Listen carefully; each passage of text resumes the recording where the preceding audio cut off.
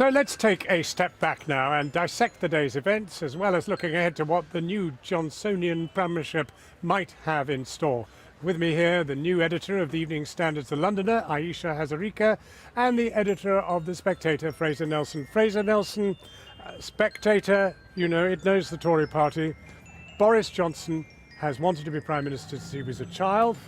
How long have you recognised in that formidable chair you occupy that he would actually become Prime Minister? I wouldn't say would, because even 8 months ago, people would have thought he had no chance at all. It was only the freakish events of the last few months, Brexit not getting done, Nigel Farage's party coming out of nowhere, that the Tories panicked and pressed the Boris button. But this is, let's face it, the first time the likely has actually happened in British politics for quite some time. I mean, he's been bookmakers' favourite for something like 15 years to be the next Tory party leader. Finally, it's come true. Normally, we get a big shock. The Spectator, we did this great Jeremy Hunt wins cover. We're not going to have to use that because for once, the expected has actually happened.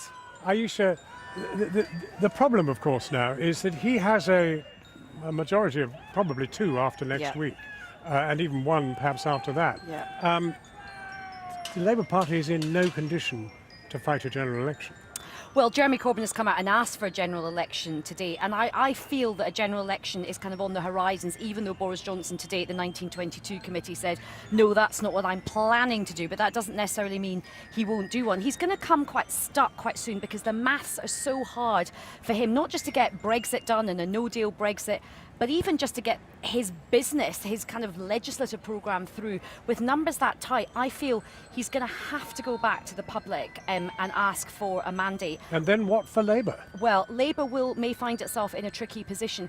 The danger that Labour will face is to underestimate Boris Johnson. Now, in some Labour strategists are cheering because they're saying, yes, we can do Bullingdon Club, Eton, the many, not the few, the privileged. However, class warfare will only get you so far, particularly when Brexit is the issue of the day. And a lot of voters want a forward-looking agenda. They don't want one that just looks back at what's happening. And I think the Labour, particularly with Joe Swinson on the scene as well, who's very, very anti-Brexit, the Labour Party have got to come up with a vision very fast that is future-looking.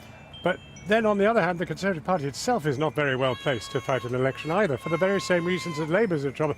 Not in their case the leadership, but in the problem they have with Brexit and members that don't support it. Well, it depends when the election happens. If it happens after Brexit, either a deal or even a no-deal Brexit. I think we're positing it might be before. Well, if it's before, then they've got a real problem, because Nigel Farage's party will probably do better than the Conservatives. I saw one analysis saying you'd have 80 Tory MPs left. Hence he's offering the pact. Is that out of the question? Oh, yeah, I think so. Tories would never do a pact with well, I would party. never say never in these political circumstances. It's a very weak leader, a very weak party who wants to do a pact with a party that didn't exist only 5 months ago. But if it's after Brexit, here's the scenario. The Brexit party goes away, the Conservatives are still there on the right, but Labour is still fighting it out with the Lib Dems on the left and struggling to win back their Leave voters. And that's the problem, of course. The Lib Dems are clarion clear that they are for Remain. Yeah, and Mr Corbyn has drifted very, very slowly towards possibly accepting Remain, but we know perfectly well he's no great European. Absolutely, and I think the fault line in British politics right now is Brexit. It's not so much left-right, it is Remain and Leave. And the parties that are being rewarded at the moment are those that have real clarity on their Brexit position. But just going back to Fraser's point, this getting Brexit done, that's a big if. And, you know, we're hurtling down towards the 31st of October. Boris Johnson has boxed himself in with this do or die. It's very hard to kind of just prevaricate off do or die. So I think that's why I do feel that a general election may well be coming down the track. It may well end up being a second referendum on Brexit, where the choice is a no deal or a revoke Article 50, and the Labour Party is going to have to pick a side on that. Well, the do or die question is, does Boris Johnson die politically on the 31st of October if we have not left Europe?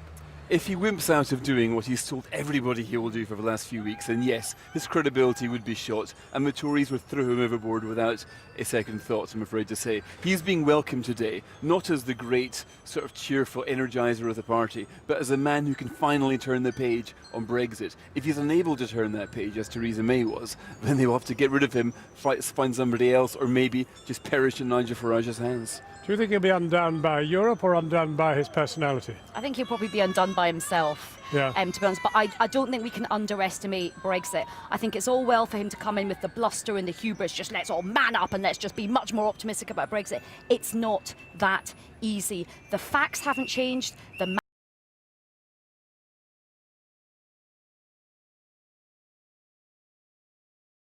See how he can navigate that without actually just taking us out without a no deal. Fraser?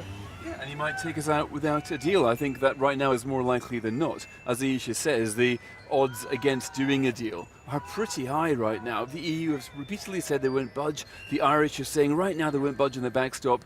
Are you going to magically make that go away in 100 days?